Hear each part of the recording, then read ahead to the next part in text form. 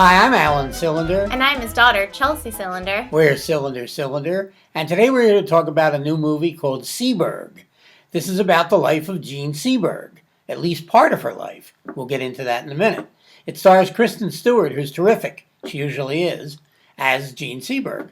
Yes, and the reason why we say partially is because this is really only about the later years of Jean Seberg's life. Specifically, Jean Seberg was a major Hollywood actress. From the time she was discovered, which was the late 50s, through probably the very early 70s. Yeah. About 1970, her career started to take a downturn. And so this is specifically in the very late 60s when she gave a lot of money to the Black Panthers and she became very politically active. And people did not like that because obviously this was a time of major racial tensions.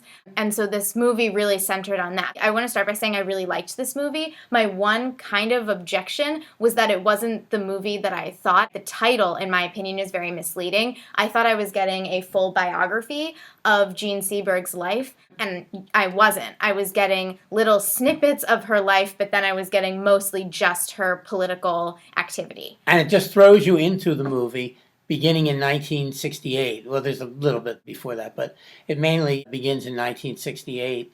And it's kind of like walking into the middle of a movie, or part two of a miniseries. Where was part one? I know lots about her, so I wasn't lost, but I think some people would be, or just might not care that much if you don't really know much about who she really was. Even in the context of this film, when the film starts, she's making Paint Your Wagon, which was a really major film. It didn't do well, but it was a really expensive film that she was in. And she followed that up, and they only make a very, very minor mention of it and don't even say that she actually did this film. But they follow it up with a movie she did called Airport, which was one of the biggest hits of its year. And of course, if you don't know anything about Jean Seberg, as I said, you wouldn't know any of this because the movie doesn't tell you.